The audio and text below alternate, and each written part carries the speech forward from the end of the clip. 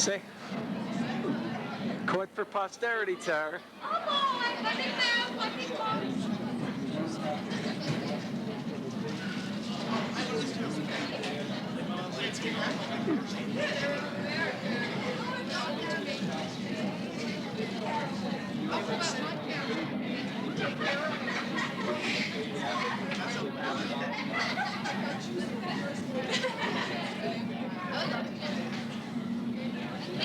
Cafe outside our hotel. And as I fan over here to the hotel entrance, we see quite a few of our students sitting there.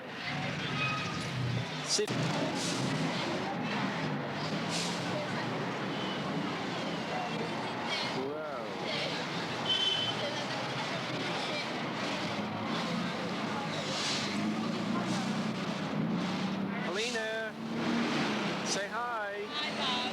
Hola, Bob. Show you this because this is truly something to see. That was the square, but it was this gentleman who really brought it to this pinnacle of spatial consciousness. It's fantastic. And now it's taped off. It's a pedestrian area. But previously, all sorts of things took place here. For example, the walls would be covered, the trouble was the cobble, it was probably mud, but it would be covered with sod. Finally, in 1660, it came definitely to Madrid, where it is.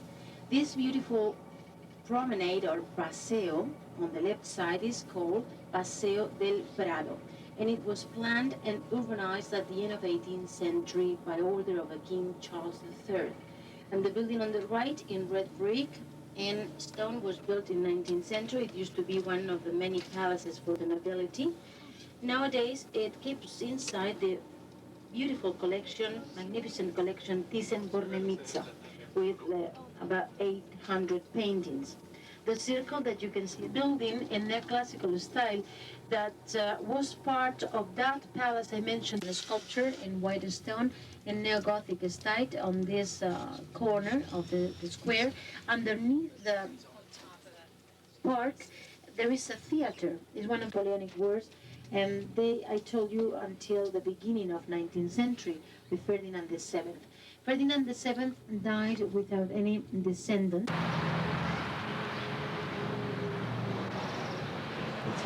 That's it. Battery's almost gone. The square said that the museums into the cathedral are closed today. So the only thing we can do is to explain the cathedral in the outside.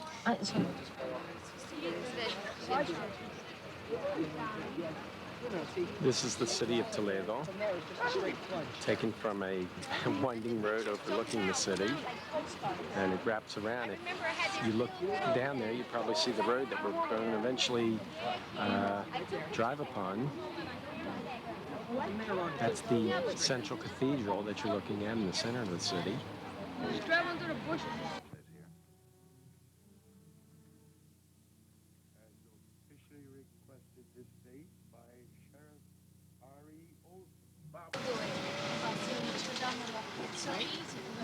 You got it.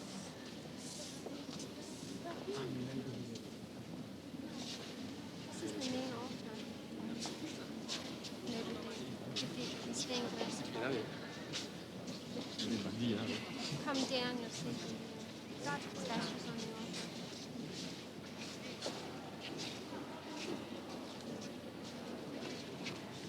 That's crazy. What?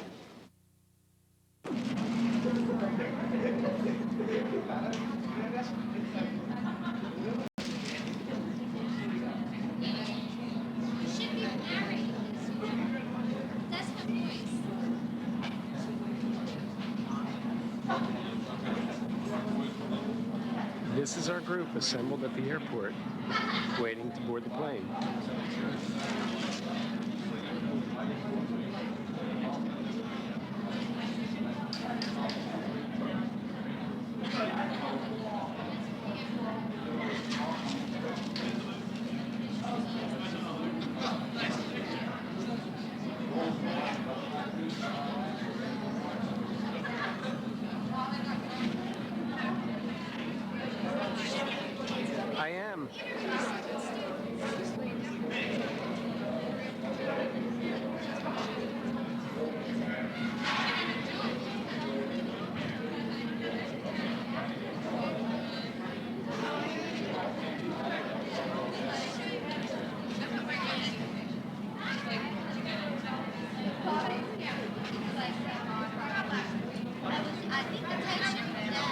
Say, caught for posterity, Tara.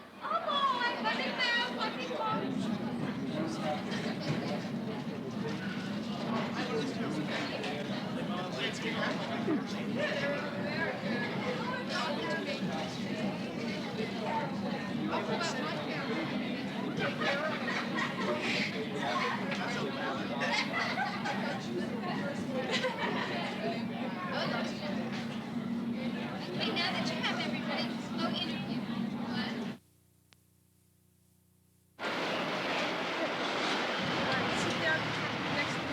Well, here we are in Madrid. Rona, Pam, and Mary and Chris are seated in an outdoor cafe outside our hotel. And as I fan over here to the hotel entrance, we see quite a few of our students sitting there. The city is really quite beautiful. Yeah.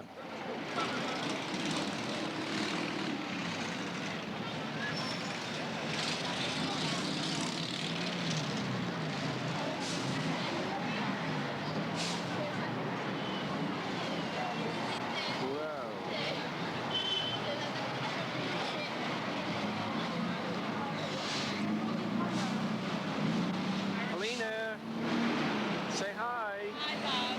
Hola, Bob. Estamos en Madrid.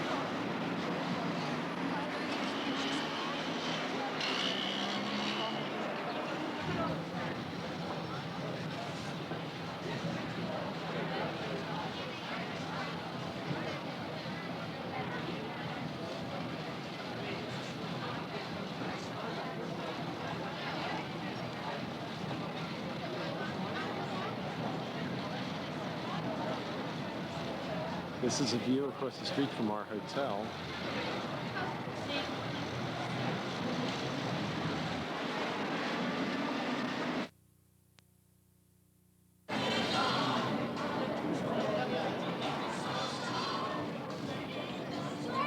It's on.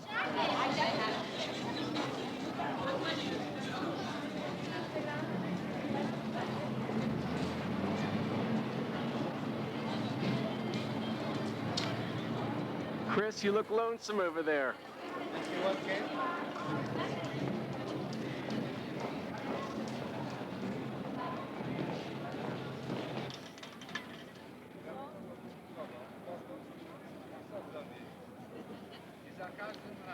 And here we are in Plaza Mayor in downtown Madrid.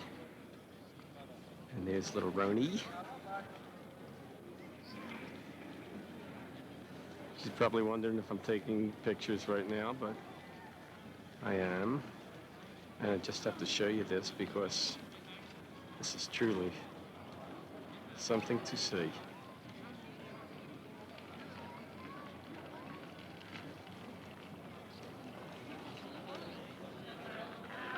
And the kids gathered around the statue.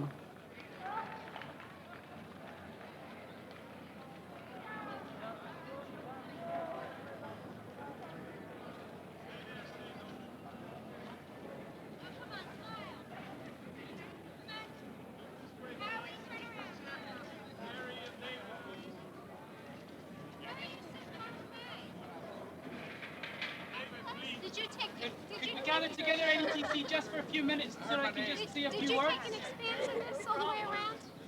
Okay. I tried.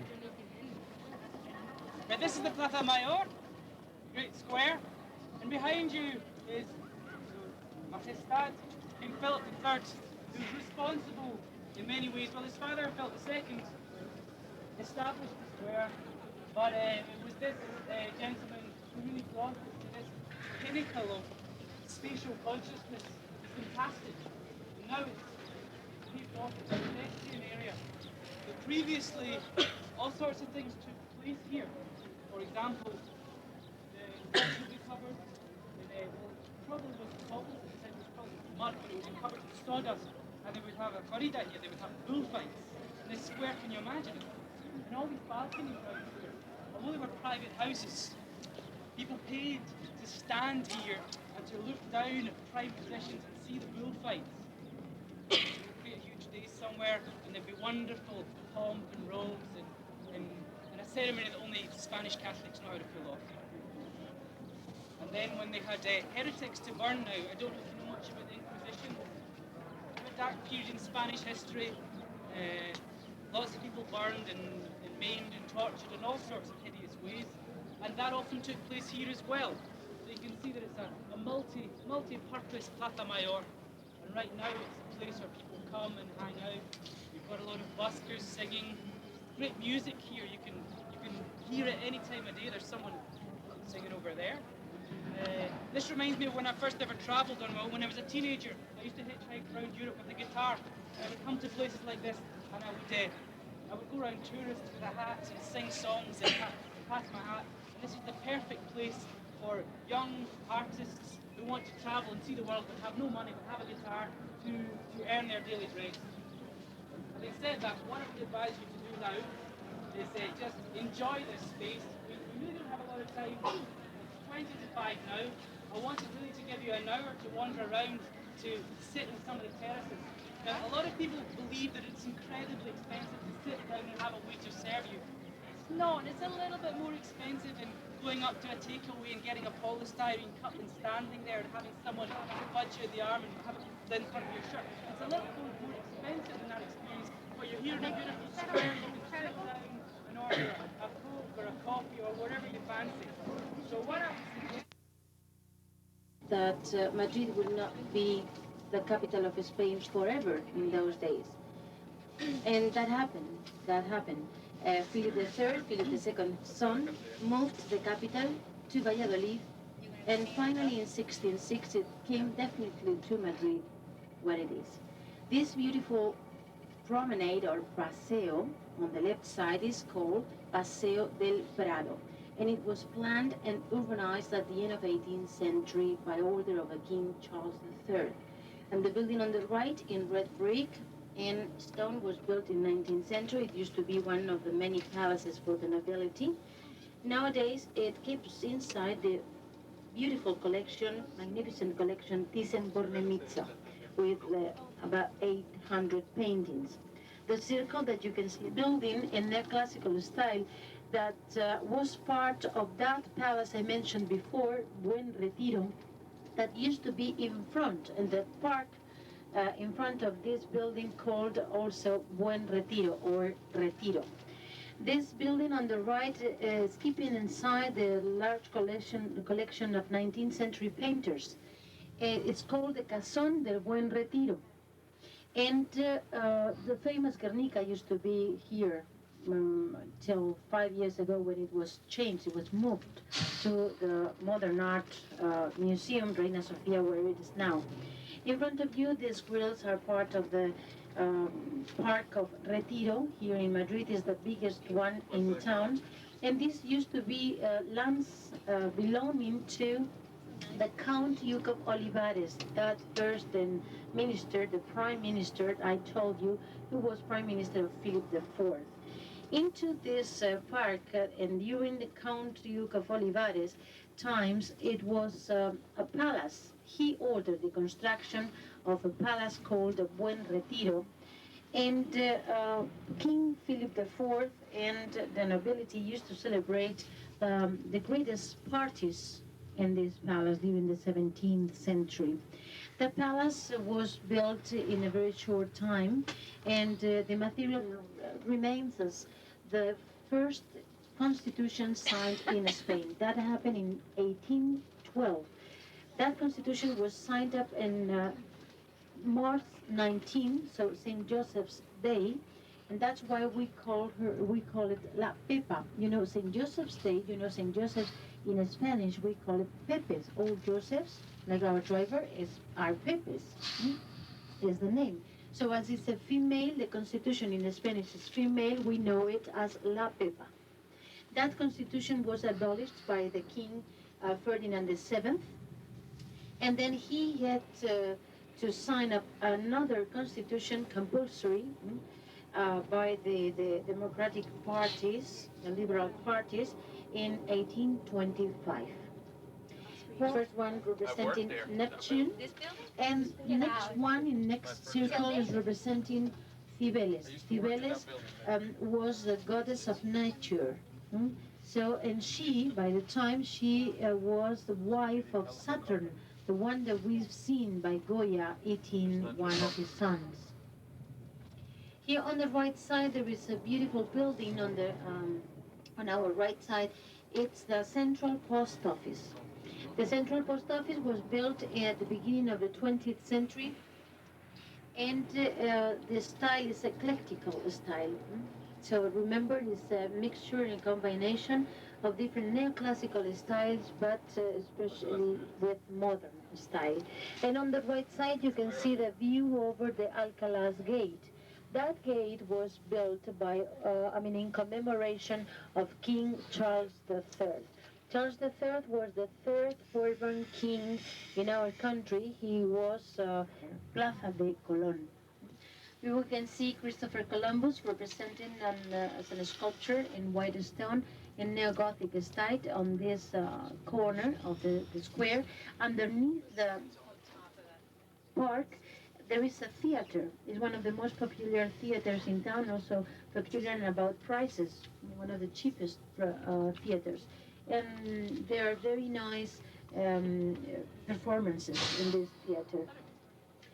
Well, on the back of this square, there are blocks of stone in which is written the story, the history of the arrival of Christopher Colon.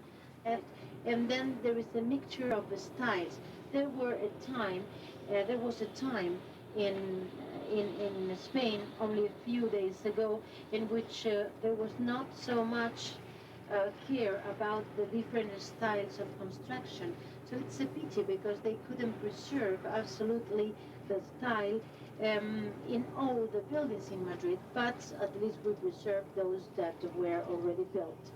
Here on the right, there is a hotel, Villa Magna, and it's considered to be one of the smartest and also most expensive hotels in town, together with Ritz and Palace. You see another of the palace on the left side? That is the sort of architecture during 19th century. Some circles in which there are sort of monuments, like the one in front of you, dedicated to Emilio Castelar, this one for example. Emilio Castelar is the man represented in the monument with his right hand on up, raised, and he was the third president of the first republic installed in Spain. I was telling you